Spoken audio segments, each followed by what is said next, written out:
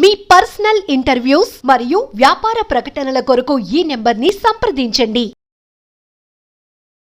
నమస్తే, నేను మీ గోపి. వెల్కమ్ బ్యాక్ టు మనంటి. ప్రస్తుతం అందుబాటు ఉన్నారు పొలిటికల్ అనలిస్ట్ శంకమరావు గారు. ఆయనతో మాట్లాడదాం. సార్ నమస్తే అండి. నమస్తే మా గోపి. సార్, మనం చూసుకోవచ్చు రాజకీయాల్లో పవన్ కళ్యాణ్ గారి తర్వాత ఆ పార్టీలో సెకండ్ ప్లేస్ నాదెండ్ల మనోహర్ అంటారు, థర్డ్ ప్లేస్ నాగబాబు అంటారు. సో ఆ నాగబాబు గారికి లాస్ట్ టైం ఎంపీగా సీట్ ఇచ్చారు, మళ్ళీ క్యాన్సిల్ చేశారు పొత్తులో భాగంగా. తర్వాత రాజ్యసభ సీట్ అని కొన్నిసార్లుగా కొన్ని వార్తలు వచ్చాయి. సడన్ గా మొన్న అయితే మాత్రం ఆ మంత్రి పదవి కేటాయించారు అన్నట్టుగా చంద్రబాబు గారు ప్రకటించారు. సో ఈ మంత్రి పదవికి ఆయన అంటే అర్హుడు అని చెప్తారా మీరు? అర్హుడా అనర్హుడా నిర్ణయించాల్సింది మనం కాదు, వాళ్ళ పార్టీ వాళ్ళు. ఓకే. అంటే నాగబాబు అనే వ్యక్తి ప్రజారాజ్యం పార్టీ ఎప్పటి నుంచి రాజకీయాల్లోనే ఉన్నాడు. అతను ప్రత్యక్ష ఎన్నికల్లో కూడా 2019లో పాల్గొన్నాడు. ఓటమి చవి చూశాడు నరసాపురం నియోజకవర్గం నుంచి లోక్సభ సభ్యుడిగా. ఈ 2024 జరిగిన ఎన్నికల్లో అతను అనకాపల్లి నుంచి పోటీ చేస్తాడని ప్రచారం వచ్చింది. మరి పొత్తుల్లో భాగంగా అది భారతీయ జనతా పార్టీకి వెళ్ళటం వల్ల అది వీళ్ళకి 3 స్థానాలు ప్రకటించారు ముందు తెలుగుదేశం పార్టీ. 2 స్థానాలు తీసుకుని 1 స్థానం త్యాగం చేశారు ఆ రోజు. దాని ఫలితమే ఈ రోజు ఈ మంత్రివర్గంలో అతను చోటు అని అయితే నేను భావిస్తున్నాను. అంటే చాలా మంది అంటున్నారు సార్, ఆయనకి రాజకీయ అనుభవం లేదు, ఒక్కసారి కూడా ఎమ్మెల్యేగా చేయలేదు, అలాంటి వ్యక్తికి డైరెక్ట్గా మినిస్ట్రీ ఇస్తే దాన్ని హ్యాండిల్ చేయగలరా అన్నట్టుగా వార్తలు వస్తుంది. దానికి ఏమంటారు? పవన్ కళ్యాణ్ గారు ఏమైనా ఇంతకుముందు మంత్రిగా చేశారా, లేకపోతే శాసనసభ్యుడిగా చేశారా? ఉప ముఖ్యమంత్రిగా బాధ్యతలు నిర్వహిస్తున్నాడు. అంటే ఆయన 10 ఏళ్ళు ప్రజలతో కలిసి మమేకమయ్యి what happening in the administration అని ఆయన చూశారు కాబట్టి డెఫినెట్గా ఆయన అర్హుడు అని చెప్పుకోవచ్చు. కానీ నాగబాబు గారు ఏంటంటే అడ్మినిస్ట్రేషన్కి చాలా దూరంగా ఉన్నారు. సో ఆయనకి మంత్రి పదవి వర్తిస్తుందా అన్నట్టుగా. అంటే మీ పరిభాషలో మామూలుగా మంత్రిగా చేయాలంటే ఏ అర్హతలు కావాలి? ప్రజలతో ఎక్కువగా మమేకమై ఉండాలి, ప్రజల సమస్యలు తెలుసుకోవాలి. ప్రజలతో మమేకమై ప్రజలకు ముద్దులు పెట్టి గుద్దులు గుద్దినటువంటి జగన్మోహన్ రెడ్డి గారు ఏం సాధించాడు? ఏం సాధించాడు చెప్పండి? నిత్యం ప్రజల్లో ఉన్నాడుగా. 2012 నుంచి కారాగారంలోంచి బయటకు వచ్చిన తర్వాత ప్రజల్లోనే ఉన్నాడుగా. 2019 దాకా ప్రజలెమ్మట తిరిగాడు కదా. ప్రజలే నా దేవుళ్ళు అన్నాడు కదా. మీకోసమే నేను 30 సంవత్సరాలు అధికారంలో ఉంటాను అన్నాడు కదా. ఏం చేశాడు? కాబట్టి శక్తి సామర్థ్యాలు ఆ పదవి రాకతలకే మనం నిర్ణయించకూడదు. అతను ఏం చేయగలడా ఏం చేయలేడా అనేది శాఖాపరంగా ఆయన తీసుకున్న తర్వాత ఆయన ఇచ్చిన శాఖల్లో విఫలమైతే దాని ప్రభావం జనసేన పార్టీ మీద పడుతుంది. మీకు నాకు ఉపయోగం ఏముంది దానివల్ల? ఆయన పదవి ఉంటే ఏంటి, పదవి ఇప్పుడు మంత్రి పదవి తీసుకుంటే మనకు ఉపయోగం ఏంటి, మంత్రి పదవి తీసుకోకపోతే మనకు వచ్చే నష్టం ఏంటి? ఏమీ లేదు కదా. అది జనసేన పార్టీ వాళ్ళ ఇష్టం. కాకపోతే ఈరోజు ప్రజలు ఏమనుకుంటున్నారు అనే దాని మీదే మనం చర్చించుకోవాలి.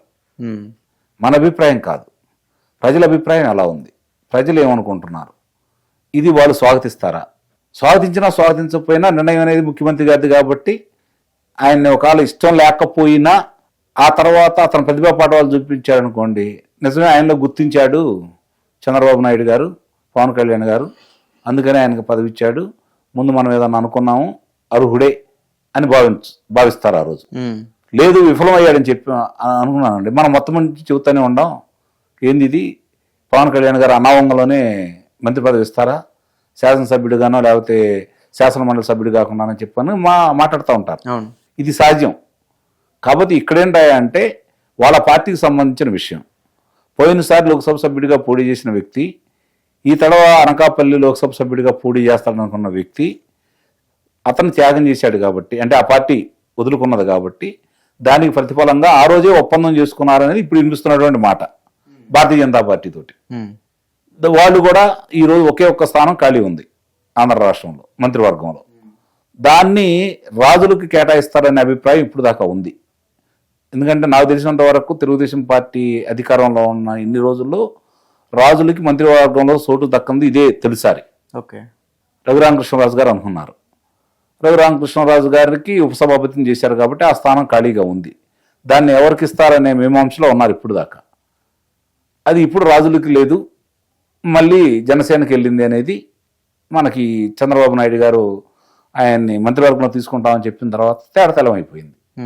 కాబట్టి ఇక్కడ ఏంటంటే సామర్థ్యాల అర్హుడా అనర్హుడా అనే దానికంటే కూడా ఆ పార్టీ ఇష్టం. ఆ పార్టీ ఇష్టం ఏంటంటే ఆ పార్టీ మీద ప్రజలు ఏమనుకుంటున్నారో, ఆ పార్టీని ఎందుకు గెలిపించారు అనేది రేపు పొద్దున ప్రజలు తీర్పిస్తారు మళ్ళీ ఎన్నికల్లో. అప్పుడు దాకా ప్రజలు కూడా ఏం చేయలేరుగా. ఎవరు మంత్రులు ఇచ్చినా, ఎవరు ముఖ్యమంత్రులు చేసినా, ఎవరు ఉప ముఖ్యమంత్రులు చేసుకున్నా ప్రజలైతే ఏం చేయలేరు కదా. ఎవరిని రాజ్యసభ సభ్యులు చేసినా కూడా ప్రజల దగ్గర ఉన్న ఏకైక ఆయుధం ఓటు. ఆ ఓటు అనేది ఎప్పుడు చూపిస్తారు వాళ్ళు? మళ్ళీ ఎన్నికల్లో అవతల వ్యక్తులు మంచి చేస్తే ఓటేస్తారు. మంచి చేయకపోయినా ఒకవేళ వీళ్ళు చెప్పుకున్న మంచిని చెప్పుకోలేకపోయినా, ఎదుటాలు బురద జల్లినా, అభియోగాలు మోపినా, అబద్ధాలు చెప్పినా నమ్మారనుకోండి ఓడిస్తారు. 2014లో కూటమి తెలుగుదేశం ప్రభుత్వాన్ని ఏ విధంగా అయితే ఓడించారో, అప్పుడు ఏం తప్పు చేశాడు చంద్రబాబు నాయుడు గారు? ఘోరాతి ఘోరమైన తప్పులైతే ఏం చేయలేదు కదా చంద్రబాబు నాయుడు గారు. మరి ప్రభుత్వాన్ని ఓడగొట్టారు కదా. ఓడగొట్టి ఎవరిని తీసుకొచ్చుకున్నారు? జగన్మోహన్ రెడ్డి గారిని తీసుకొచ్చుకున్నారు. జగన్మోహన్ రెడ్డి గారి పరిస్థితి ఏంటి? అసలు ఆయన రాజకీయ నేపథ్యం ఏంటి? ఎప్పుడు ఎలా వచ్చాడు? ప్రజలతో ఎప్పుడు మమేకం అయ్యాడు? ఏ శాఖ నిర్వహించాడు? ఏమి లేవు కదా. ప్రతిపక్ష నేతగా అవకాశం కల్పించారు. భారీ ఎత్తున 67 స్థానాలు ఇచ్చారు.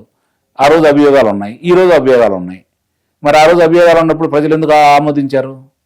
అంటే వాళ్ళు పదే పదే అబద్ధాలు ప్రచారం చేస్తూ, ఉన్న ప్రభుత్వాల మీద విమర్శలు చేస్తూ, మేమేదో ప్రజల కోసం పోరాటం చేస్తున్నాము, మా తండ్రి ఏదో చేశాడని చెప్పి నమ్మి, ఈ ప్రభుత్వం పలానా తప్పులు చేస్తుంది, పలానా చేస్తుంది, కులకంగా చేస్తుంది, కమ్మ కులాన్ని చేస్తుంది, అమరావతి కాదు అది కమ్మరావతి, భ్రమరావతి, పోలవరం కట్టలేదు, ఇటుకు కూడా వేయలేదు, దాంట్లో ఇన్ని దోసుకున్నారు, దీంట్లో ఇన్ని దోసుకున్నారు, 6 లక్షల కోట్లు దోసుకున్నారు, పింక్ డైమండ్ తీసుకొని ఇంట్లో పెట్టుకున్నారు, ఇలాంటి అభియోగాలన్నీ చెప్పుకుంటూ వచ్చారు.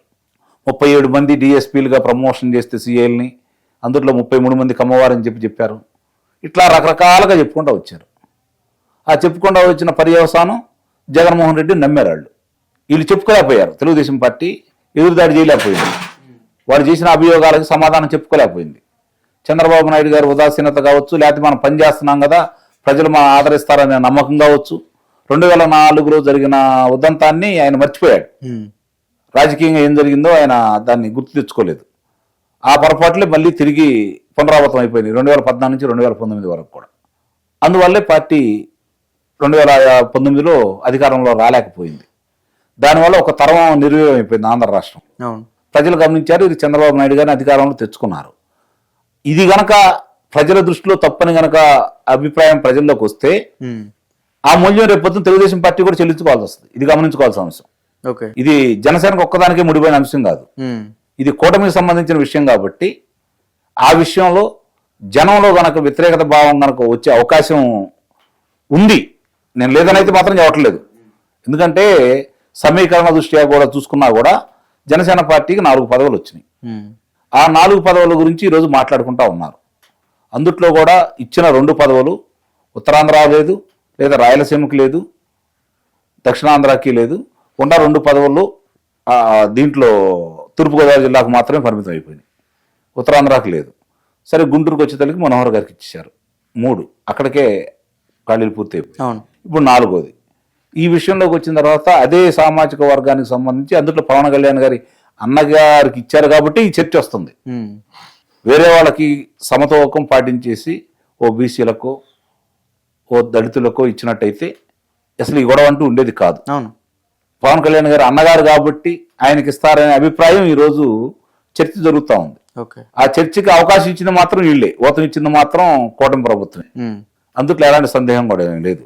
మరి ఇప్పుడు ఈ చర్చ అతని పనితీరుతోటి దాన్ని చెక్కు పెడతారా, లేకపోతే ప్రజలు అనుకున్నది నిజం చేస్తారా అనేది రేపు పొద్దున ఆయన సామర్థ్యం మీద ఆధారపడి ఉంది. ఓకే, ఈ పోర్ట్ఫోలియో ఏది వచ్చిందంటారు సార్? ఏదైనా ఇవ్వచ్చు. ఇప్పుడు ఇచ్చిన తర్వాత ఏమో అన్న కోసం మంత్రివర్గంలో తీసుకున్నప్పుడు ఉప ముఖ్యమంత్రి పదవి కూడా త్యాగం చేయొచ్చేమో, తెలియదు కదా మనకది. అది ముఖ్యమంత్రి గారికి పవన్ కళ్యాణ్ గారికి మాట్లాడుకుంటే వాళ్ళు ఏం తీసుకుంటారనేది, ఏమిస్తారనేది ఆయన నిర్ణయం. అడిగే అవకాశం పవన్ కళ్యాణ్ గారు ఉంటుంది కాబట్టి మాకు ఇది ఏందండి ఇస్తారా లేదని చంద్రబాబు నాయుడు గారి ఇష్టం. కాబట్టి అది మనం ఎలా చెప్తాం ఫలాంది కావాలని చెప్పని. కొంతమంది కొన్ని ప్రశ్నలు అడుగుతున్నారు కానీ అది సహేతుకం అయితే నేనైతే అనుకోవట్లేదు. కొంత అభిప్రాయం చెబుతున్నారు అది వస్తుంది ఇది వస్తుందని. ఏదైనా సరే అంతిమంగా ముఖ్యమంత్రి గారి నిర్ణయమే అయినా కూడా ఆ నిర్ణయం సహేతుమా కాదా అనేది తీర్పు చెప్పేది మాత్రం ప్రజలనే విషయాన్ని గమనించుకోవాలి. ఏ పార్టీలైనా సరే మన ఇష్టంగా ప్రజల మీద రుద్దకూడదు. ఆ ప్రజల మీద రుద్దేది ఎలా ఉండాలంటే ప్రజలకు తెలియంది, ప్రజలకు ఉపయోగకరమైంది, ప్రతిపక్షాలు ఏదన్నా అది తప్పని చెప్పినా కూడా మొండి నిర్ణయంతో ముందుకెళ్ళి ఫలితాలు సాధించి చూశారా ఆ రోజు ఎలా అన్నారు, దీనివల్ల ప్రజలకు ఎంత మేలు జరిగిందని చెప్పని చెప్పగలిగే ధైర్యం ఉన్నటువంటి ముఖ్యమంత్రి కొన్ని సాహసోపేతమైన నిర్ణయాలు తీసుకుంటాడు. ఆ నిర్ణయాలు అమలు చేసినప్పుడు ఆ ఫలితాలు ప్రజలు అనుభవించినప్పుడు నిజమే కదా అని చెప్పని భావించి ఆయన నడుస్తారు. మళ్ళీ ఆ కూటమికి మద్దతు తెలుపుతారు. ఆయన చేసుకున్న ప్రయోగం విఫలమైనా అది జనానికి నష్టమైనా అంతిమంగా నష్టపోయేది పార్టీ. ఇది గమనించుకోవాల్సిన అంశం. ఓకే. ఎప్పుడు ఏ పార్టీకైనా సరే ఎంత లేదనుకున్నా కూడా ఆ 25% 25% లోపు వాళ్ళు కరుడు కట్టిన వాళ్ళు ఉంటారు. వాడు తప్పు చేసినా ఒప్పు చేసినా వాళ్ళే మొత్తారు. పార్టీకి బలం వాళ్ళే. బలహీనత ఎప్పుడవుతుందంటే వాళ్ళు ఇలాంటి కొన్ని నిర్ణయాలు తీసుకున్నప్పుడు అది పార్టీకి నష్టం చేసినప్పుడు, ప్రజలకు నష్టం చేసినప్పుడు వాళ్ళు అంత ఉత్సాహంగా పాల్గొనరు. అవును. అదే జరిగింది 2019లో. పార్టీ శ్రేణిలో అంత ఉత్సాహంగా పాల్గొనలేదు. 2004లో కూడా అంత ఉత్సాహంగా పాల్గొనలేదు. దాని ఫలితం అనుభవించారు. 2009 కూడా అంత ఉత్సాహంగా పాల్గొనలేదు. దాని ఫలితం తెలుగుదేశం పార్టీ అనుభవించింది. ఓకే. ఇప్పుడు ఈ నిర్ణయాలు ఏదన్నా ఉంటే నిజంగానే పార్టీకి నష్టమా లాభం అనేది అంతిమంగా వాళ్ళకి తెలియాలి అంటే మాత్రం ఎన్నికల దాకా ఎదురు చూడాలి. ప్రస్తుతం ప్రజల అభిప్రాయంలో మాత్రం ఇది సరైన నిర్ణయం కాదనే అభిప్రాయం ఉందనేది మాత్రం వాస్తవం. Okay. Okay sir, thank you sir.